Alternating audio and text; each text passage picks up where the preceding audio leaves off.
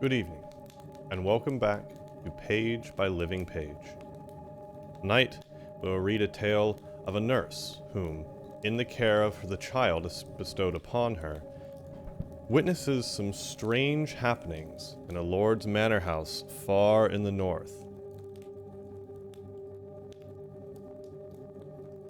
This is The Old Nurse's Story by Elizabeth Gaskell. You know, my dears, that your mother was an orphan and an only child. And I dare say you have heard that your grandfather was a clergyman up in Westmoreland, where I come from.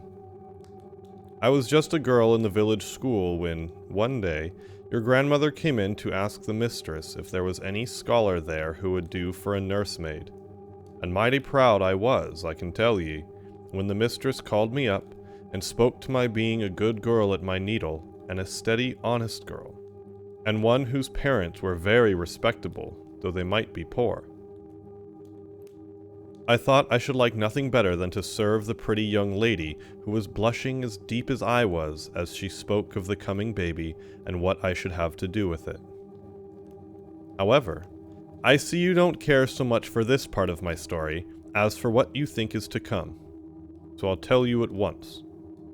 I was engaged and settled at the parsonage before Miss Rosamond, that was the baby who is now your mother, was born. To be sure, I had little enough to do with her when she came, for she was never out of your mother's arms, and slept by her all night long, and proud enough was I when Mrs. trusted her to me. There was never such a baby before or since, though you've all of you been fine enough in your turns, but for sweet, winning ways, you've none of you come up to your mother. She took after her mother, who was a real lady born, a Miss Furnivall, a granddaughter of Lord Furnivall's in Northumberland.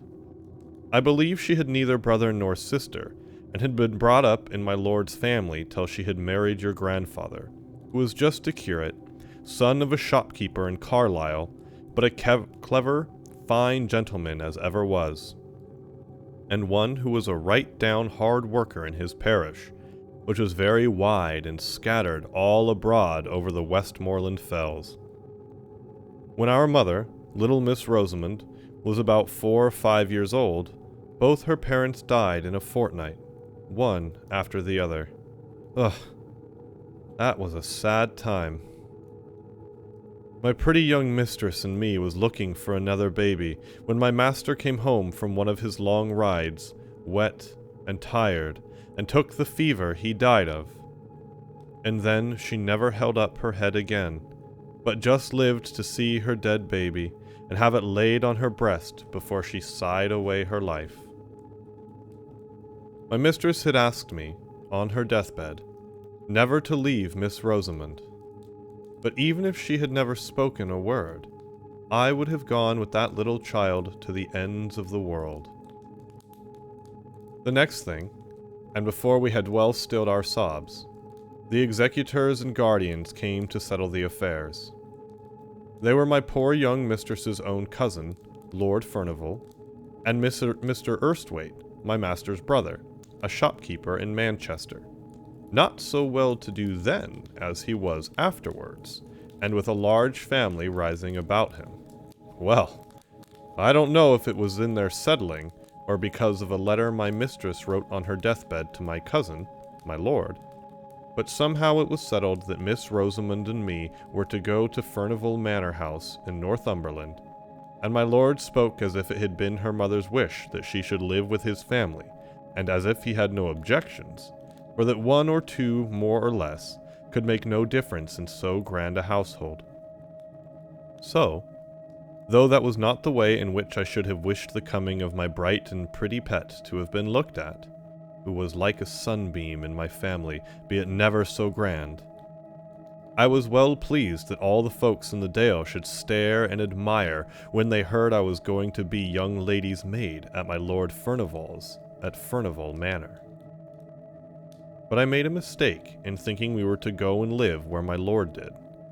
It turned out that the family had left Furnivall Manor House 50 years or more. I could not hear that my young lady's mistress had never been there, though She had been brought up in the family, and I was sorry for that, for I should have liked Miss Rosamond's youth to have passed where her mother's had been.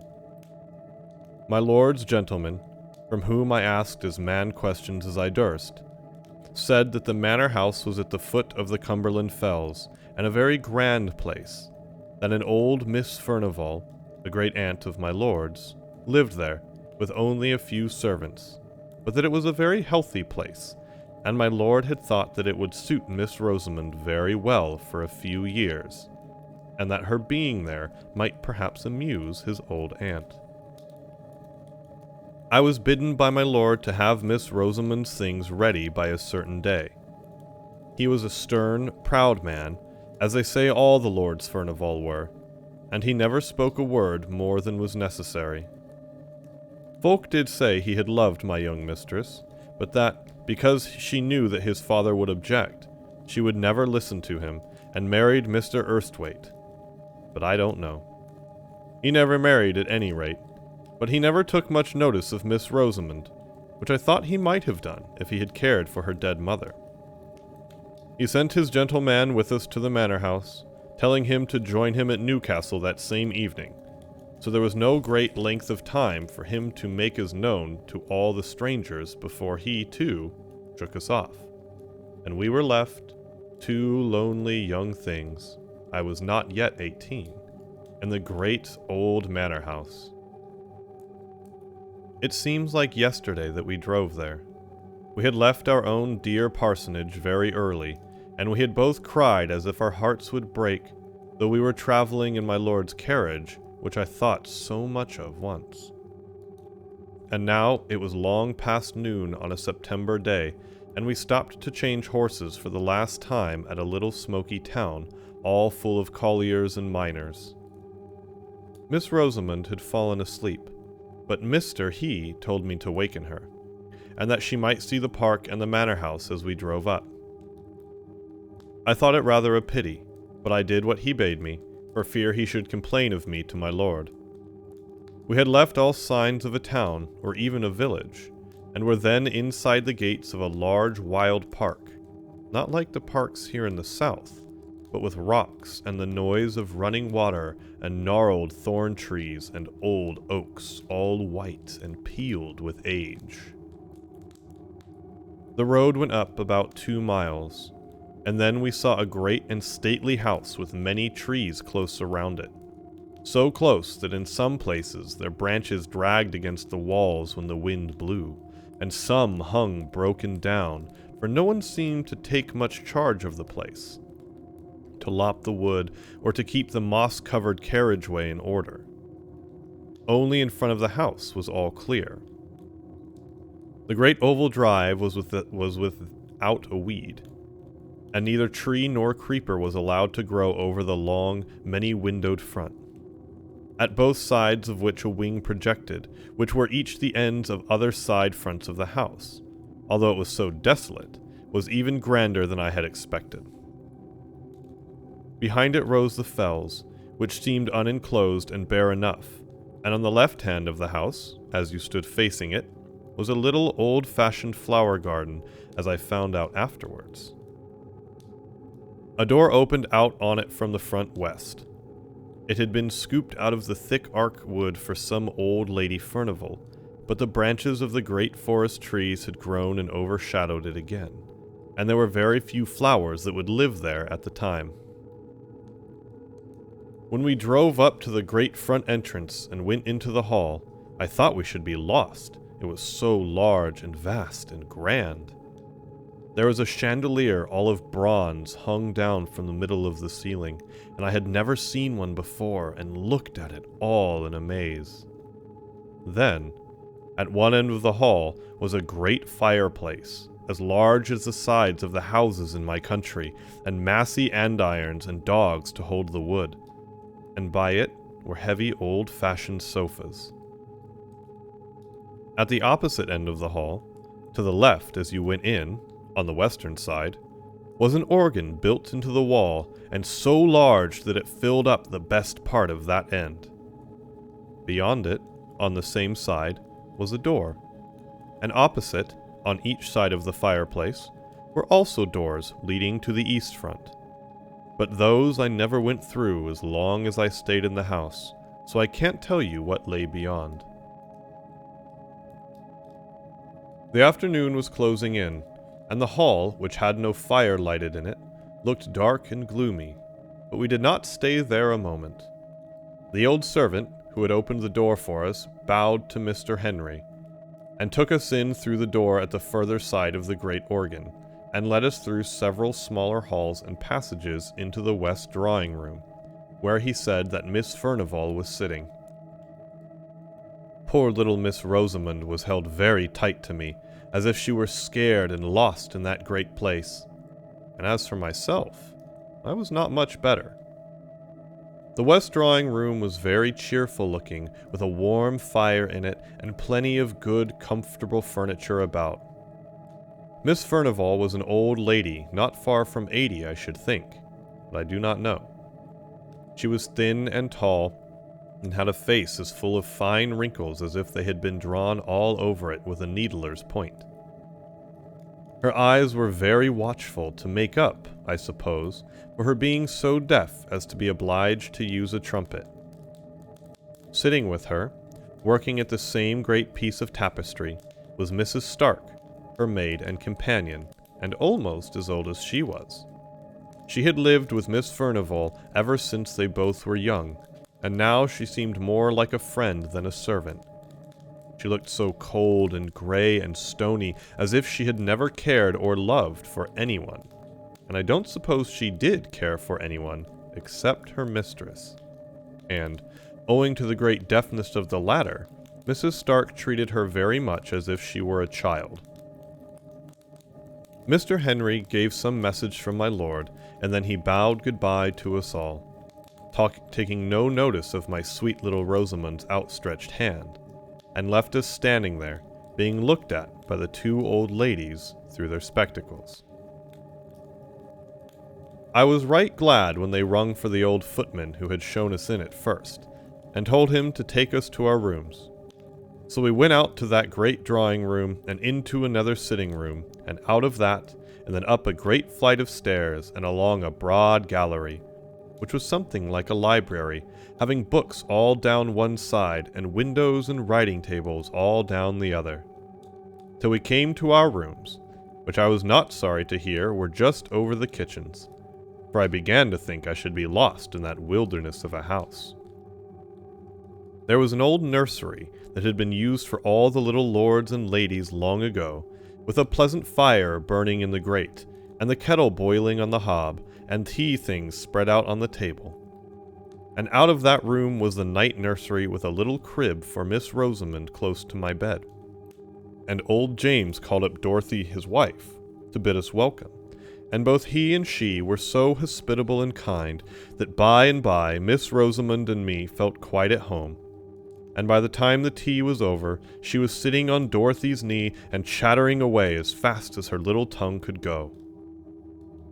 I soon found out that Dorothy was from Westmoreland, and that bound her and me together, and I would never wish to meet with kinder people than were old James and his wife. James had lived pretty nearly all his life in my lord's family, and thought there was no one so grand as they. He even looked down a little on his wife, because, till he had married her, she had never lived in any but a farmer's household. But he was very fond of her, as well he might be.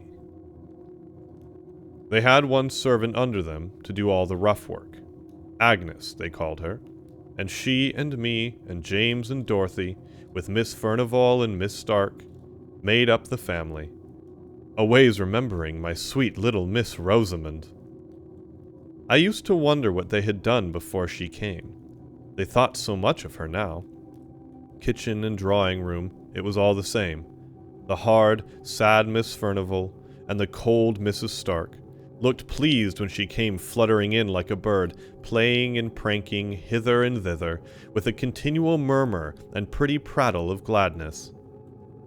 I am sure they were sorry many a time when she flitted away into the kitchens, though they were too proud to ask her to stay with them, and were a little surprised at her taste, though to be sure, as Mrs. Stark said, It was not to be wondered at, remembering what stock her father had come of.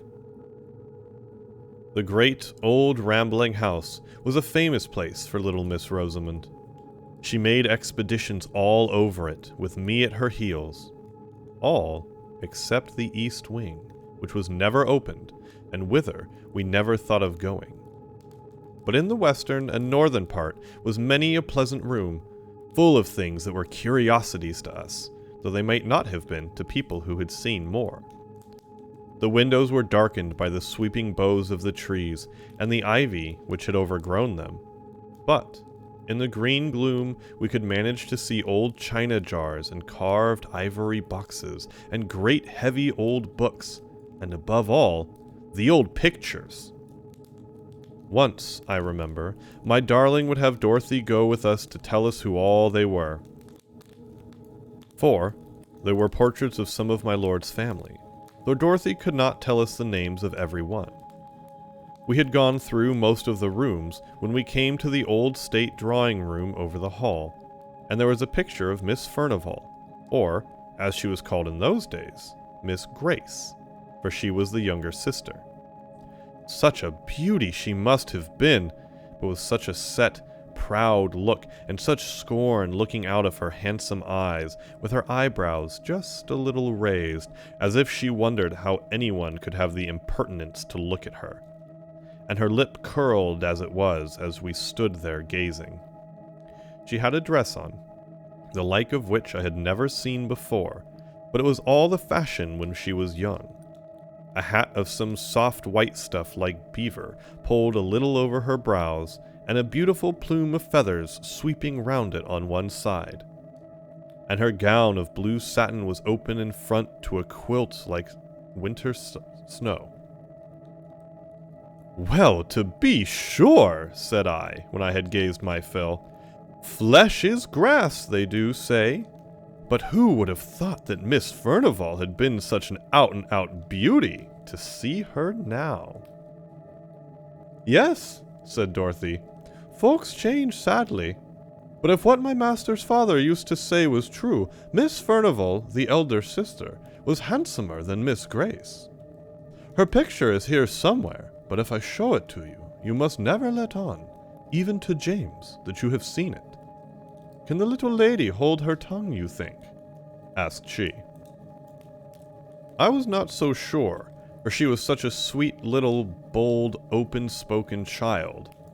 So I set her to hide herself, and then I helped Dorothy to turn a great picture that leaned with its face forwards towards the wall, and it was not hung up as the others were. To be sure, it beat Miss Grace for beauty, and, I think, for scornful pride too, though in that matter it might be hard to choose. I could have looked at it an hour, but Dorothy seemed half frightened at having shown it to me, and hurried it back again, and bade me run and find Miss Rosamond, for that there were some ugly places about the house, where she should like ill for the child to go. I was a brave, high-spirited girl, and thought little of what the old woman said, for I liked hide-and-seek as well as any child in the parish, so off I ran to find my little one.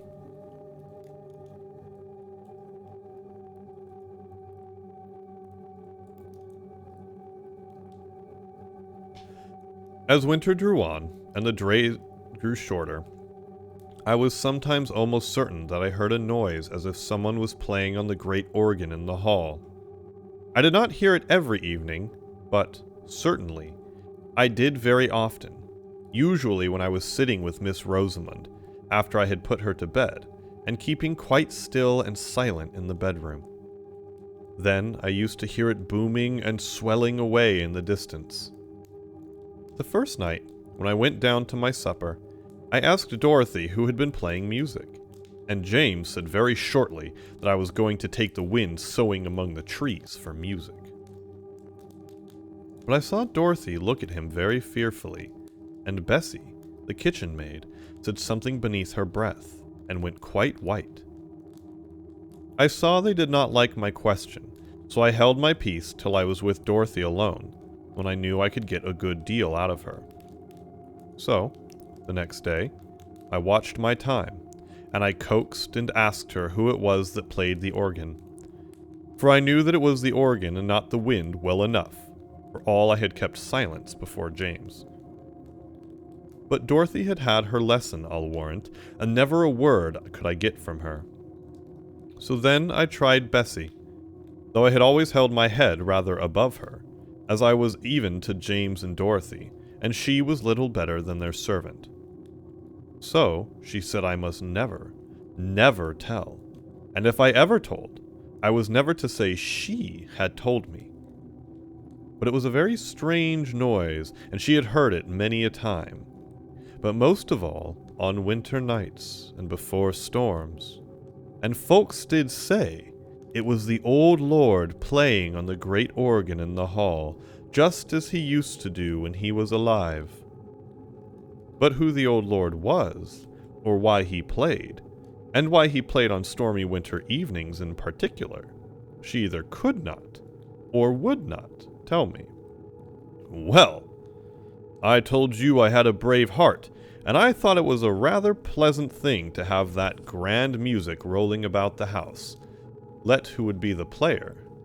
For now it rose above the great gusts of wind, and wailed and triumphed just like a living creature, and then it fell to a softness most complete. Only it was always music and tunes, so it was nonsense to call it the wind.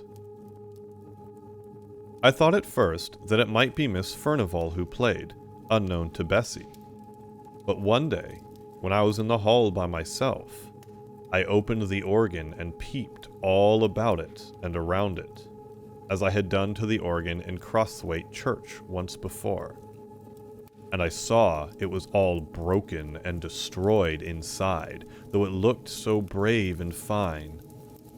And then, though it was noonday, my flesh began to creep a little, and I shut it up and run away pretty quickly to my own bright nursery. And I did not like hearing the music for some time after that, any more than James and Dorothy did. All this time, Miss Rosamond was making herself more and more beloved. The old ladies liked her to dine with them at their early dinner. James stood behind Miss Furnivall's chair, and I behind Miss Rosamond's, all in state. And, after dinner, she would play about in a corner of the great drawing-room, as still as any mouse, while Miss Furnivall slept, and I had my dinner in the kitchen. But she was glad enough to come to me in the nursery afterwards, for, as she said, Miss Furnivall was so sad, and Mrs. Stark so dull. But she and I were merry enough, and by, I got not to care for that weird rolling music, which did one no harm, even if we did not know where it came from. That winter was very cold.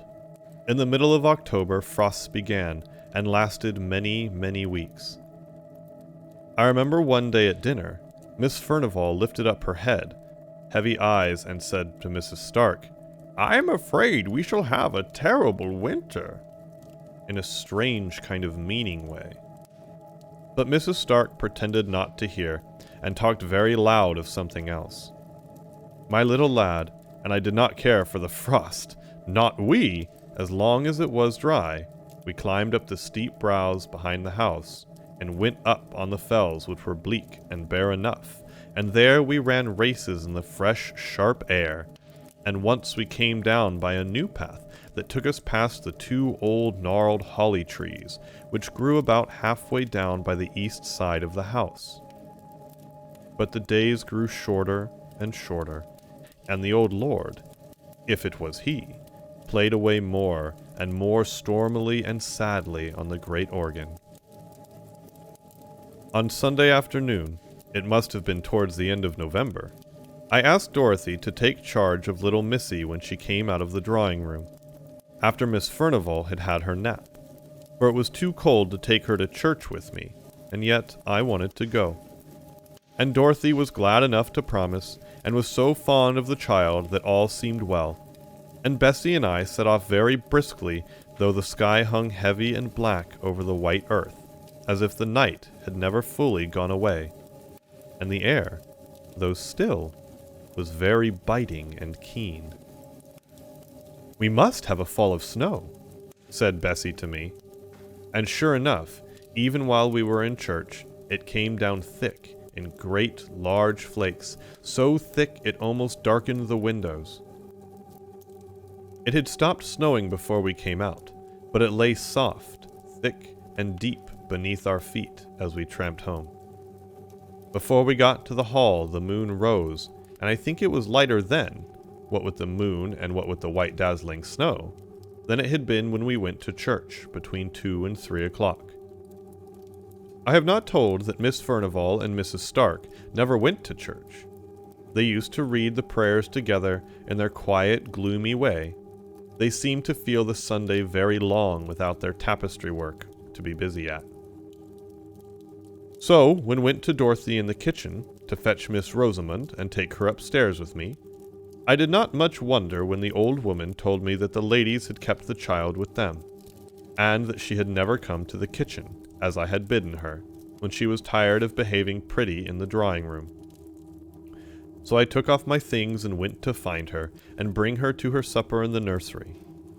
But when I went into the best drawing-room, there sat the 2 old ladies, very still and quiet, dropping out a word now and then, but looking as if nothing so bright and merry as Miss Rosamond had ever been near them. Still, I thought she might be hiding from me. It was one of her pretty ways, then, that she had persuaded them to look as if they knew nothing about her. So I went softly peeping under this sofa and behind that chair, making believe I was sadly frightened at not finding her. "What's the matter, Hester?" said Mrs. Stark sharply. I don't know if Miss Furnival had seen me, for, as I told you, she was very deaf, and she sat quite still, idly staring into the fire with her hopeless place. "I'm only looking for my little Rosy-Posy," replied I, still thinking that the child was there, and near me, though I could not see her. "Miss Rosamond is not here," said Mrs. Stark. "She went away more than an hour ago to find Dorothy." And she, too, turned and went on looking into the fire.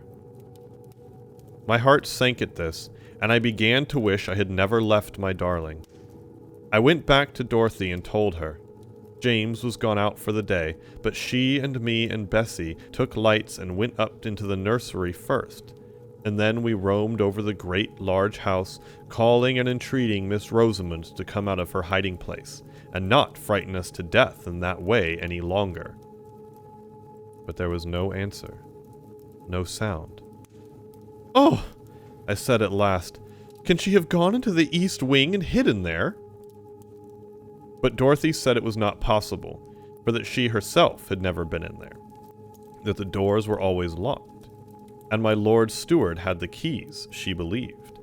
At any rate, neither she nor James had ever seen them.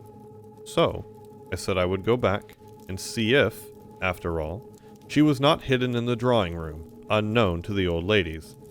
And if I found her there, I said, I would whip her well for the fright she had given me. But I never meant to do it.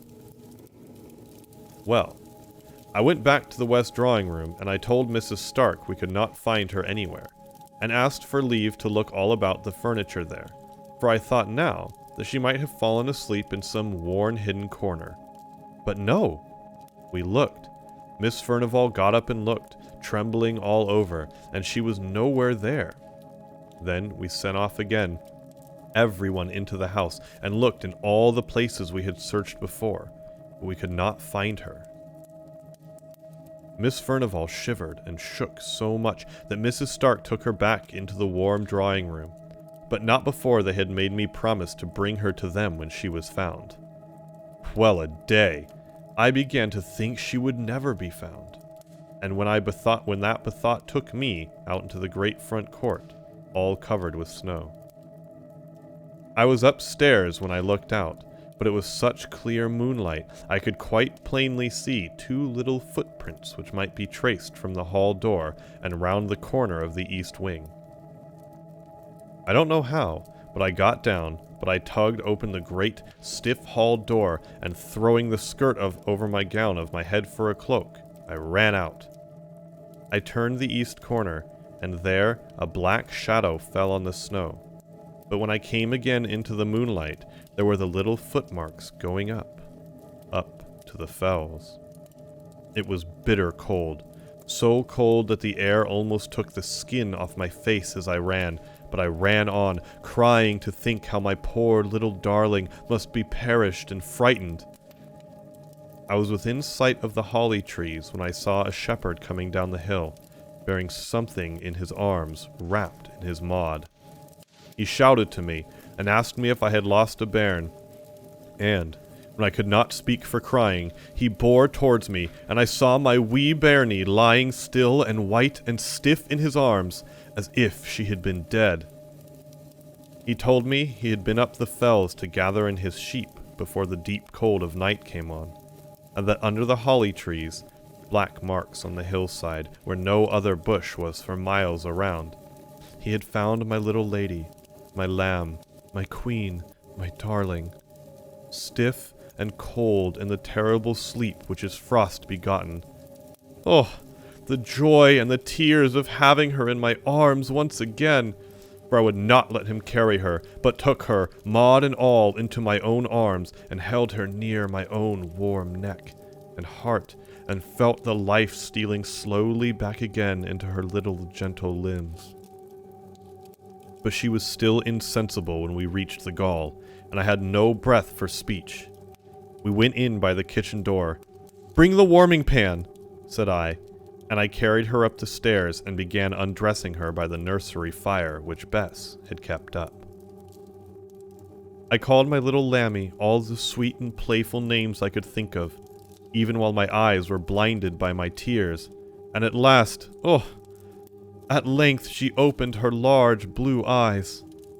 Then I put her into her warm bed, and sent Dorothy down to tell Miss Furnivall that all was well, and I made up my mind to sit by my darling's bedside the livelong night.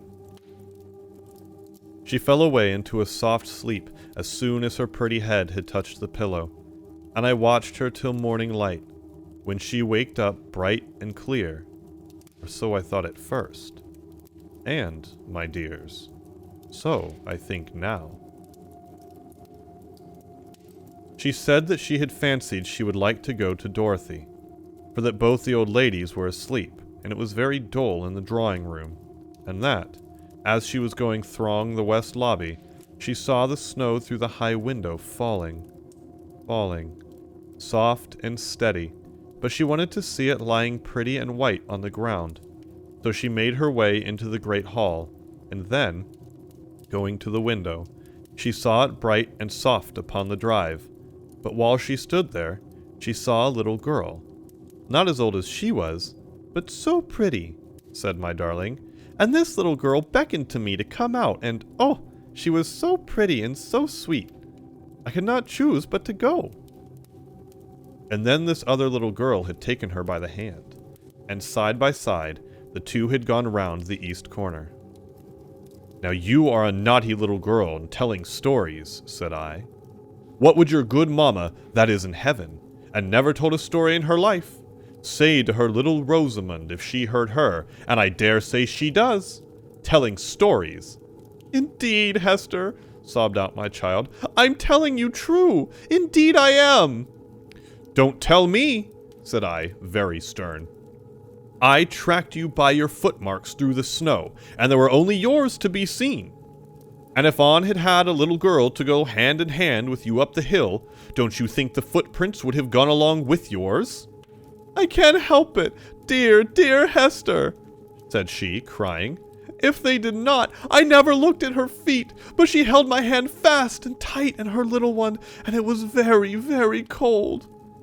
She took me up the fell path, up to the holly trees, and there I saw a lady weeping and crying.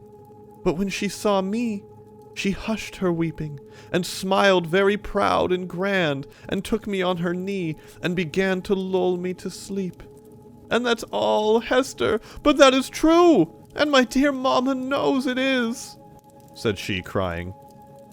So I thought the child was in a fever, and pretended to believe her as she went over her story, over and over again, and always the same. At last, Dorothy knocked at the door with Miss Rosamond's breakfast, and she told me the old ladies were down in the eating parlor, and that they wanted to speak to me. They had both been into the night nursery the evening before, but it was after Miss Rosamond was asleep, so they had only looked at her, not asked me any questions. I shall catch it, thought I to myself, as I went along the north gallery. And yet, I thought, taking courage, it was in their charge I left her, and it's they that's to blame for letting her steal away unknown and unwatched. So I went in boldly and told my story. I told it all to Miss Furnivall, shouting it close to her ear. But when I came to mention the other little girl out in the snow, coaxing and tempting her out, and willing her up the grand and beautiful lady by the holly tree, she threw her arms up, her old and withered arms, and cried aloud, "Oh, heaven, forgive, have mercy!" Mrs. Stark took hold of her, roughly enough, I thought, but she was past Mrs. Stark's management and spoke to me in a kind of wild warning and authority. "Hester, keep her from that child. It will lure her to death. That evil child. Tell her it is wicked, naughty child." Then Mrs. Stark hurried me out of the room where, indeed, I was glad enough to go. But Miss Furnivall kept shrieking out, "Oh! Oh, have mercy! Wilt thou never forgive? It is many a long year ago." I was very uneasy in my mind after that.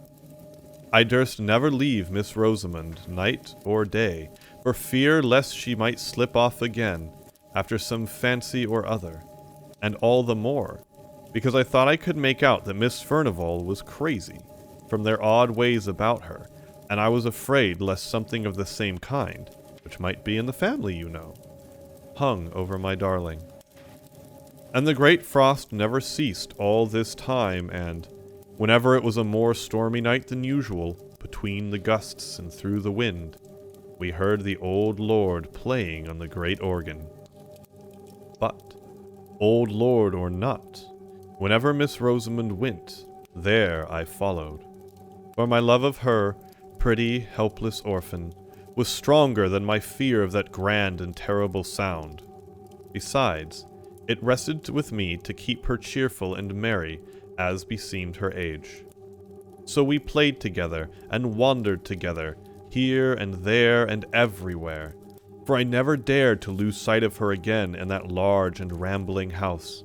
And so it happened that one afternoon, not long before Christmas Day, we were playing together on the billiard table in the great hall. Not that we knew the right kind of way to play, but she liked to roll the smooth ivory balls with her pretty hands, and I liked to do whatever she did. And, by and by, without noticing it, it grew dusk indoors, though it was still light in the open air, and I was thinking of taking her back into the nursery, when all of a sudden she cried out, "Look, Hester! Look! There is my poor little girl out there in the snow!" I turned towards the long, narrow windows, and there, sure enough, I saw a little girl, less than to Miss Rosamond, dressed all unfit to be out of doors such a bitter night, crying and beating against the window panes as if she wanted to be let in.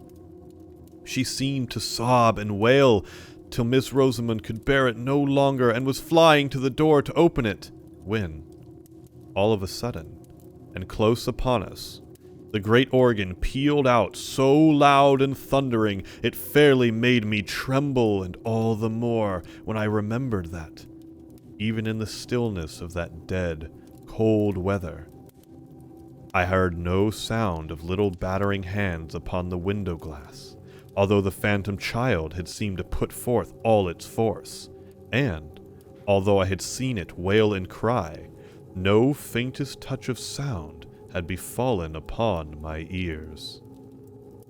Whether I remembered all this at the very moment, I do not know. The great organ sound had so stunned me into terror, but this I do know. I had caught up to Miss Rosamond before she got the hall door open, and clutched her and carried her away, kicking and screaming, into the large, bright kitchen where Dorothy and Agnes were busy with their mince pies. "What is the matter with my sweet one?" cried Dorothy, as I bore in Miss Rosamond, who was sobbing as if her heart would break. "She won't let me open the door for my little girl to come in, and she'll die if she's out there in the fells all night. Cruel, naughty Hester," she said, slapping me, but she might have struck harder, for I had seen a look of ghastly terror on Dorothy's face, which made my very blood run cold. "Shut the back kitchen door fast and bolt it well," she said to Agnes. She said no more. She gave me raisins and almonds to quiet Miss Rosamond, but she sobbed about the little girl in the snow and would not touch any of the good things. I was thankful when she cried herself to sleep in bed. Then I stole down to the kitchen and told Dorothy I had made up my mind. I would carry my darling back to my father's house in Applewaite, where, if we lived humbly, we lived at peace. I said I had been frightened enough with the old lord's organ playing, but now that I had seen for myself this little moaning child, all decked out as no child in the neighborhood could be, beating and battering to get in, yet always without any sound or noise, with a dark wound on its right shoulder, and that Miss Rosamond had known it again for the phantom that had nearly lured her to her death, which Dorothy knew was true. I would stand it no longer. I saw Dorothy change color once or twice. When I had done, she told me she did not think I could take Miss Rosamond with me, for that she was my lord's ward, and I had no right over her. And she asked me, would I leave the child that I was so fond of, just for sounds and sights that could do me no harm, and that they had all had to get used to in their turns. I was all in a hot, trembling passion, and I said it was very well for her to talk, that she knew what these sights and noises betokened, and that she had, perhaps, had something to do with the spectre child while it was alive. And I taunted her so, that she told me all she knew at last. And then, I wished I had never been told, for it only made me more afraid than ever. She said she had heard the tale from old neighbors that were alive when she was first married, when folks used to come to the hall sometimes before it had got such a bad name on the countryside. It might not be true, or it might, what she had been told. The old lord was Miss Furnival's father, Miss Grace, as Dorothy called her, for Miss Maud was the elder and Miss Furnival by rights. The old lord was eaten up with pride. Such a proud man was never seen or heard of, and his daughters were like him. No one was good enough to wed them, although they had choice enough, for they were the great beauties of their day, as I had seen by their portraits, where they hung in the state drawing-room. But, as the old saying is, pride will have a fall, and these two haughty beauties fell in love with the same man, and he no better than a foreign musician whom their father had down from London to play music with him at the manor house. For, above all things next to his pride, the old lord loved music. He could play on nearly every instrument that ever was heard of, and it was a strange thing it did not soften him. But he was a fierce, dour old man, and had broken his poor wife's heart with his cruelty, they said. He was mad after music, and would pay any money for it. So he got this foreigner to come, who made such beautiful music that they said the very birds on the trees stopped their singing to listen. And, by degrees, this foreign gentleman got such a hold over the lord that nothing would serve him but that he must come every year. And it was that had the great organ brought from Holland and built up in the hall where it stood now. He taught the old lord to play on it, but many and many a time, when Lord Furnival was thinking of nothing but his fine organ and his finer music, the dark foreigner was walking abroad in the woods with one of the young ladies, now Miss Maud, and then Miss Grace. Miss Maud won the day and carried off the prize, such as it was, and he and she were married, all unknown to anyone. and before he made his next yearly visit, she had been confined of a little girl at a farmhouse on the moors, while her father and Miss Grace thought she was away at Doncaster races. But though she was a wife and a mother, she was not a bit softened, but as haughty and as passionate as ever, and perhaps more so, for she was jealous of Miss Grace, to whom her foreign husbands paid a deal of court by way of blinding her, as he told his wife.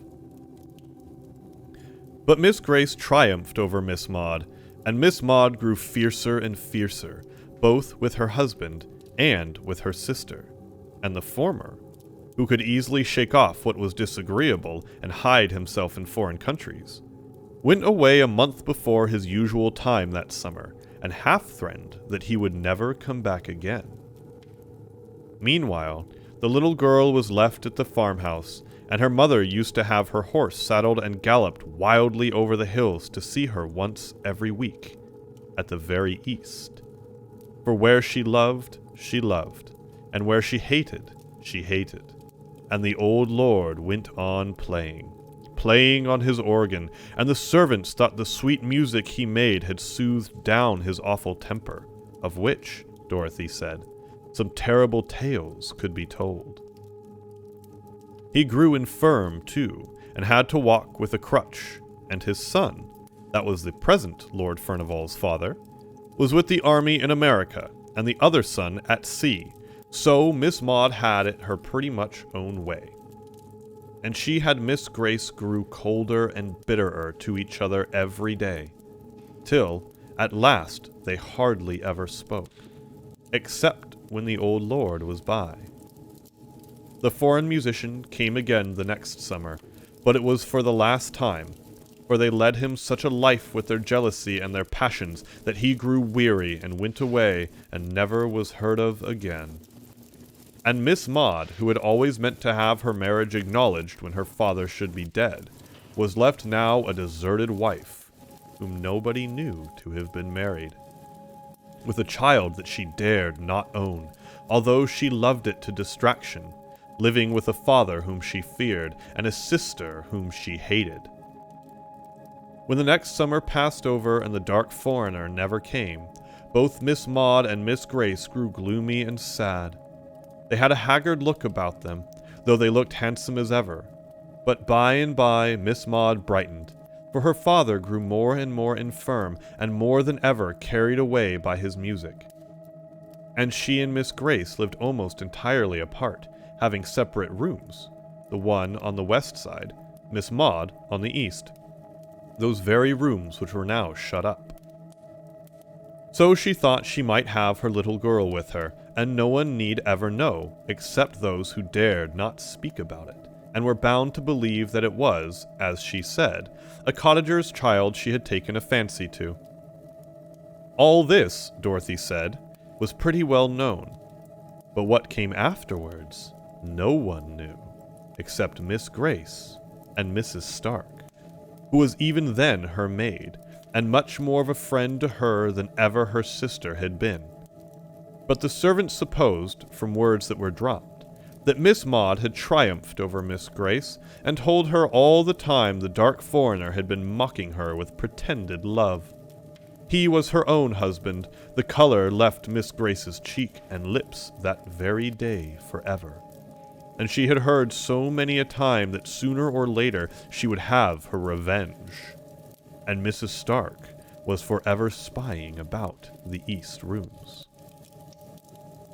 One fearful night, just after the new year had come in, when the snow was lying thick and deep, and the flakes were still falling, fast enough to blind anyone who might be out and abroad, there was a great and violent noise heard, and the old lord's voice above all, cursing and swearing awfully, and the cries of a little child, and the proud defiance of a fierce woman, and the sound of a blow, and a dead stillness, and moans and wailing away on the hillside. Then the old lord summoned all his servants, and told them with terrible oaths, and words more terrible, that his daughter had disgraced herself, and that he had turned her out of doors, her and her child, and that if ever they gave her help or food or shelter, he prayed that they might never enter heaven. And all the while Miss Grace stood by him, white and still as any stone. And when he had ended, she heaved a great sigh, as much as to say her work was done, and her end was accomplished. But the old lord never touched his organ again, and died within the year. And no wonder, for on the morrow of that wild and fearful night, the shepherds coming down the fellside found Miss Maud sitting, all crazy and smiling, under the holly trees, nursing a dead child, with a terrible mark on its right shoulder. "But that was not what killed it," said Dorothy. "It was the frost and the cold. Every wild creature was in its hole, and every beast in its fold, while the child and its mother were turned out to wander on the fells. And now you know it all, and I wonder if you are less frightened now." I was more frightened than ever, but I said I was not. I wished Miss Rosamond and myself well out of that dreadful house forever, but I would not leave her, and I dared not take her away. But oh, how I watched her and guarded her! We bolted the doors and shut the window shutters fast an hour or more before dark, rather than leave them open 5 minutes too late. But my little lady still heard the weird child crying and mourning, and not all we could do or say could keep her from wanting to go to her and let her in from the cruel wind and the snow. All this time I kept away from Miss Furnivall and Mrs. Stark as much as ever I could, for I feared them. I know no good could be used about them, and their grey, hard faces and their dreamy eyes looking back into the ghastly years that were gone. But, even in my fear, I had a kind of pity, for Miss Furnivall at least. Those gone down to the pit can hardly have a more hopeless look than that which was ever on her face. At last, I got so sorry for her, who never said a word but was quite forced from her, that I prayed for her, and I taught Miss Rosamond to pray for one who had done a deadly sin. But often when she came to those words, she would listen, and start up from her knees and say, "I hear my little girl playing and crying very sad. Oh, let her in, or she will die!" One night, just after New Year's Day had come at last, and the long winter had taken a turn, as I hoped, I heard the west drawing-room bell ring 3 times, which was the signal for me. I would not leave Miss Rosamond alone, for all she was asleep, for the old lord had been playing wilder than ever, and I feared lest my darling should waken to hear the spectre child. See her I knew she could not. I had fastened the windows too well for that, so I took her out of her bed, and wrapped her up in such outer clothes as were most handy, and carried her down to the drawing-room, where the old ladies sat at their tapestry work as usual. They looked up when I came in, and Mrs. Stark asked, quite astounded, "Why did I bring Miss Rosamond out there, out of her warm bed?" I had begun to whisper, "Because I was afraid of her being tempted out while I was away by the wild child in the snow," when she stopped me short, with a glance at Miss Furnivall, and said Miss Furnivall wanted me to undo some work she had been wrong, and which neither of them could see to unpick. So, I laid my pretty dear on the sofa and sat down on a stool by them and hardened my heart against them as I heard the wind rising and howling. Miss Rosamond slept on sound for all the wind blew so, and Miss Furnivall said never a word, nor looked round when the gusts shook the windows. All at once she started up to her full height and put up one hand as if to bid us listen. "I hear voices," said she. "I hear terrible screams. I hear my father's voice." Just at that moment, my darling wakened with a sudden start. "My little girl is crying! Oh, how she is crying!" and she tried to get up and go to her, but she got her feet entangled in the blanket, and I caught her up, for my flesh had begun to creep at these noises, which they heard while we could catch no sound. In a minute or two the noises came and gathered fast and filled our ears. We, too, heard voices and screams, and no longer heard the winter's wind that raged abroad. Mrs. Stark looked at me and I at her, but we dared not speak. Suddenly, Miss Furnival went towards the door, out into the anteroom, through the west lobby, and opened the door into the great hall. Mrs. Stark followed, and I durst not be left, though my heart almost stopped beating for fear. I wrapped my darling tight in my arms and went out with them. In the hall the screams were louder than ever, the sound to come from the east wing, nearer and nearer. Close on the other side of the locked-up doors, close behind them. Then I noticed that the great bronze chandelier seemed all alight, though the hall was dim, and that a fire was blazing in the vast hearth-place, though it have no heat. And I shuddered up with terror, and folded my darling closer to me. But as I did so, the east door shook, and she, suddenly struggling to get free from me, cried, "Hester, I must go! My little girl is there! I hear her! She is coming! Hester, I must go!" I held her tight with all my strength. With a set will I held her. If I had died, my hands would have grasped her still. I was so resolved in my mind. Miss Furnival stood listening, and paid no regard to my darling who had got down to the ground, and whom I, upon my knees now, was holding with both my arms clasped around her neck, she still striving and crying to get free.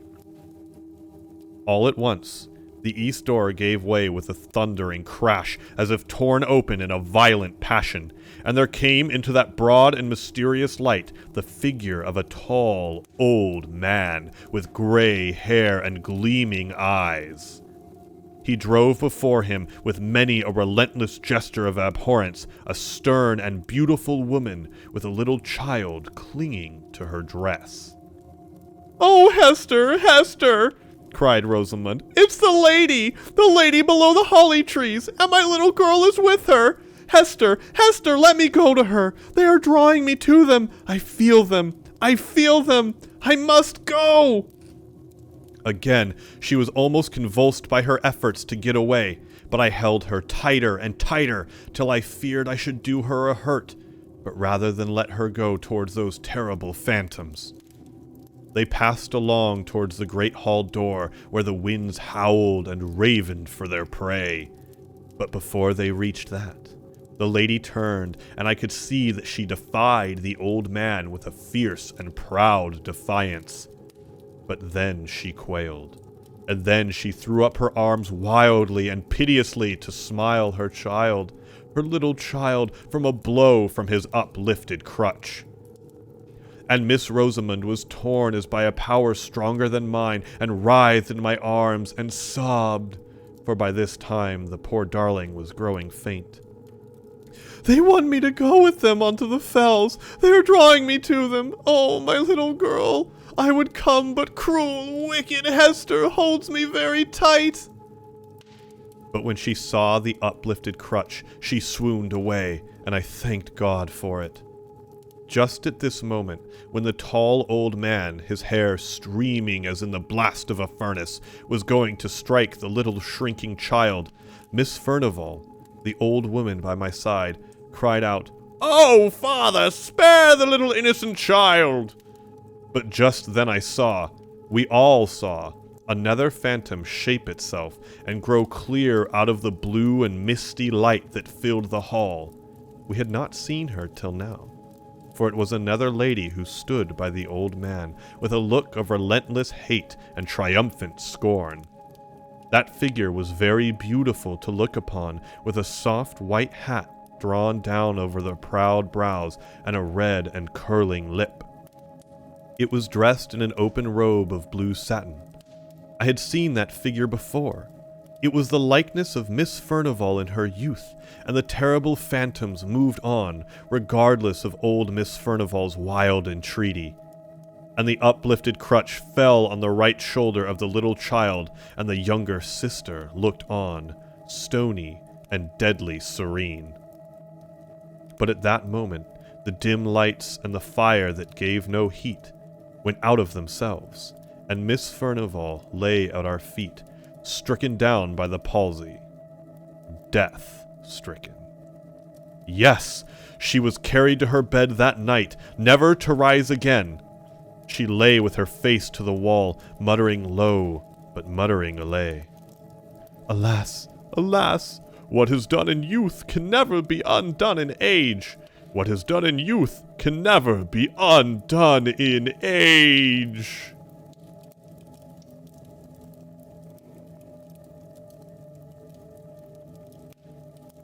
And so it is. What is done in youth can never be undone in age. When you have the chance to stand up for what is right, I hope you make a different choice than old Miss Furnival seems to have done. That is all for tonight on Page by Living Page. I look forward to meeting you again, and I hope you stay safe out there in the cold dark of this strange, strange world.